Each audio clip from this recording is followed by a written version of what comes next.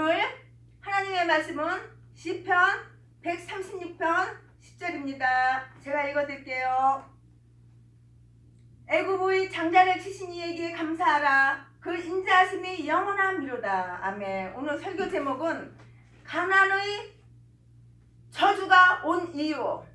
여러분, 가난한 사람 있습니까? 이건 저주야, 저주. 그러면은 가난이 온 이유가 있다고. 가난은 저주가 온 이유가 있다고. 그 원인이 있다고. 오늘 설교 제목은 가난의 저주가 온 원인입니다. 이 세상에는 가난한 사람들이 참 많은데요. 나라도 가난한 나라가 있어요. 왜 그럴까요? 하나님은 부자이신데 왜 이 땅에 가난이 존재하냐고. 왜 노숙자, 거지가 있냐고.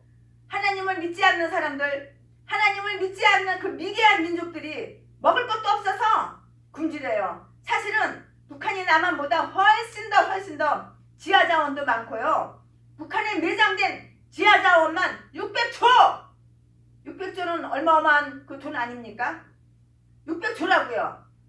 그 600조가 있고요. 원자탄을 만드는 우라늄도 북한에는 정말 참 많아요. 우리 남한에는 우라늄도 없어요. 그런데도 불구하고 북한이 먹을 것이 없어서 굶어 죽고, 어린아이들도 영양실조, 먹을 것이 없어서 영양실조로 굶어 죽고 바싹 마른 그 몸이 굶어 죽어요. 그 이유가 뭔가요? 분명 그 이유가 있어요. 북한이 왜 이렇게 가난하냐고. 북한이 왜 이렇게 먹을 것이 없어서 영양실조로다가 어린아이도 굶어 죽고 먹을 것이 없어서 사람이 이렇게 바싹 마르냐고. 그러면 그 북한이 정치를 잘못해서 꼭 그러냐고. 정치를 잘못해서 꼭 그런 게 아니고요. 물론 정치를 잘못한 거 그것도 있어요. 맞아요. 그러나 제일 중요한 것은 그 원인이 하나님의 교회를 다 말살했다고. 북한 정권이 하나님의 교회를 다 말살해버렸다고. 북한의 가정집에 성경이 한 권 있어봐. 공개 처형이야. 아우주 탄광이야. 왜? 김일성, 김정일, 김정은이가 바로 신이거든. 하나님이거든. 그러니까는 우리나라가 남한이 공산화되면은 예수 믿는 사람 갖다 다 죽이는 거야. 다 총살감이야, 총살감. 그러니까는 자유민주주의 나라를 지키려고 애국자들이 이렇게 밤낮으로 수고를 하는 거예요. 이게 북한 정권이 교회를 다 말살했다고. 북한 정권이 교회를 다 말살하고 하나님을 섬기지 않으니까 하나님의 축복이 다 떠나서 그런 것입니다. 찢어지게 가난한 원인이 바로 이것이라고. 그래서 먹을 것이 없는 거예요. 오늘날 우리가 이렇게 너무나 먹을 것이 많아서 우리 남한은 다이어트를 해요. 하나님이 우리나라에 많은 복을 주셨어요. 이것은 오늘날도 우리가 먹고 입고 쓰는 것 하나님이 공급해 주시는 것을 우리대로 깨달으라, 이 말씀이에요. 지금 21세기가 되어서 얼마나 과학이 많이 발달했는지 몰라요. 지게 주고 벌어놓으면 갓쓴 사람이 다 먹는다는 그런 옛날 말 우스갯소리도 있는데요. 해방 직후, 6.25 사변 직후, 이때는 저는 태어나지도 않았지만 교회마다 신앙의 선조들이 순교하면서 믿음을 지키면서 믿음을 지키는 그 결과로 우리 대한민국은 교회도 많고요, 풍요롭고요, 성도들도 많고요. 그 열매로 우리가 이렇게 풍요롭게 우리나라가 이렇게 풍요롭게 산 것입니다. 그런데 한 가지 유감스러운 것은 풍요해지니까 신앙이 다 타락을 해. 풍요해지니까 dumta 숫고 먹을 것이 많으니까 신앙이 타락을 했다고요. 타락을 해서. 그리고 점점 타락을 해가요. 그 가장 큰 타락은 이단에 넘어가는 거야. 사이비에 넘어가는 거야.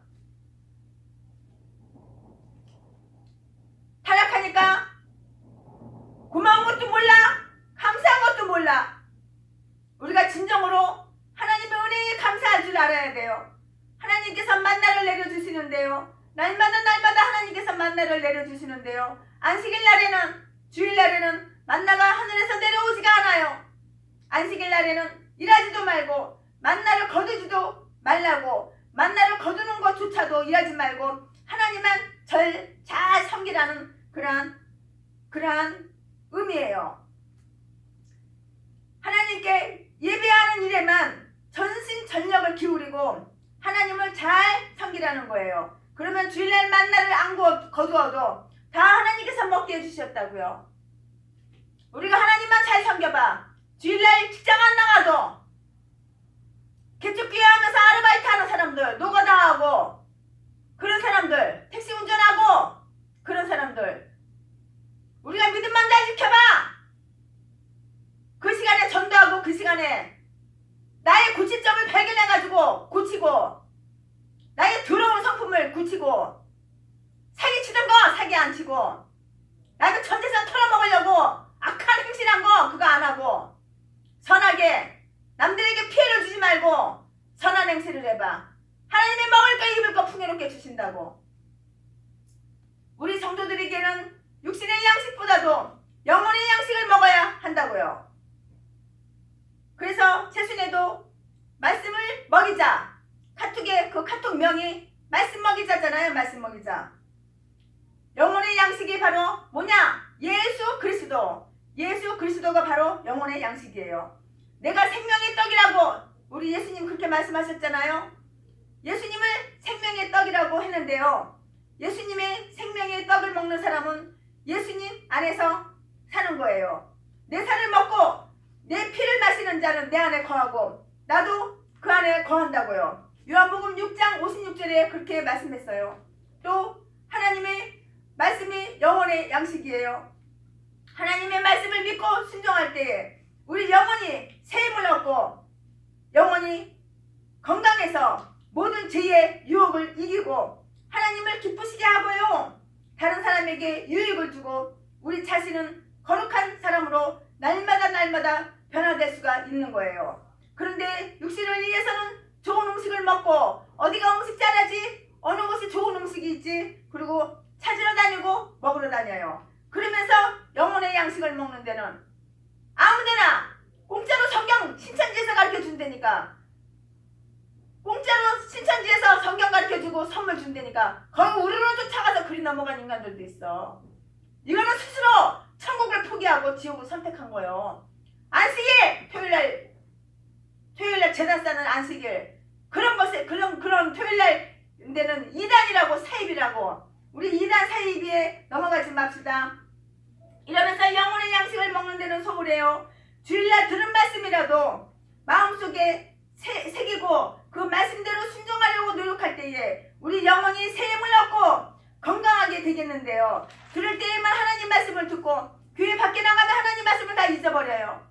세상 사람들과 불신자들과 똑같이 산다고 말씀과 상관없이 내 생각대로 하니까는 심령이 메말라서 조그마한 마귀 시험이 와도 감동을 못하고 그냥 넘어지는 거예요. 조그마한 마귀 시험이 와도 내가 나를 감독하지 못한다고 그냥 바로 넘어진다고. 그 다음은 강야와 같은 세상에서 이스라엘 백성은 실제 강야에서 대적하는 왕들을 하나님이 죽이셨어요. 시편 136편 17절에는 왕들을 치신 이에게 감사하라. 19절에는 아모리 왕 시온을 죽이신 이에게 감사하라. 20절에는 바산 왕 옥을 죽이신 이에게 감사하라고 이렇게 했는데요. 이스라엘 백성이 광야 생활을 40년 동안 하는 동안에 아모리 왕 시온과 바산 왕 옥이 대적을 해서 이스라엘 백성이 언제 전쟁 경험이 있었나요? 이스라엘 백성 전쟁 경험이 없었어요. 하나님이 안 도와줬으면 거기에서도 다 멸망하고 그 전쟁에서도 졌을 텐데요. 하나님이 도와줘서 오히려 이스라엘 백성이 승리를 했다고요. 그 기록은 민수기 21장 23절 24절에는 아모리 왕 시온을 이긴 것이 다 나오고요. 33절에서 35절까지는 바산 왕 옥을 이기신 일이 기록되어 있는데요. 하나님께서 그들을 붙여주셨다는 그 말씀이 거기에 다 기록이 되어 있어요. 이것은 오늘날 구원받은 성도가 강야와 같은 세상을 살고 있는데 마귀가 우리를 대적해서 마귀가 우리를 유혹해서 하나님을 떠나게 만들고 이단으로 넘어가서 지옥으로 가게 하고 여러 가지로 그런다고요. 그런데 하나님께서 우리를 도와주지 않으면은 세상에 질병이 얼마나 많은지 몰라요. 나보다 나이가 훨씬 여기 서 있는 최순애보다 나이가 훨씬 어린데도 아주 그냥 큰 병이 있어가지고 그렇게 고생을 하는 사람들을 봤어요.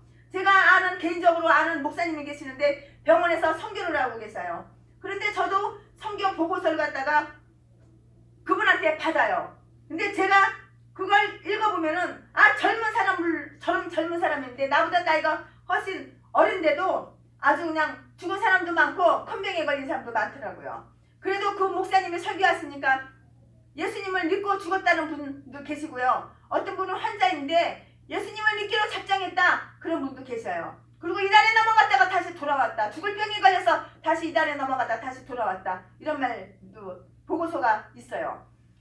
그 보고서가 한 달에 한 번씩 세순이한테 오는데요. 그걸 보면서 제가 느끼는 바가 많아요. 그런데 우리가 지금까지 이렇게 건강한 것, 이렇게 하나님의 긍휼을 베풀어서 지금까지 건강하게 해주셨구나 하고 감사, 고마운 마음이 나오는 거예요.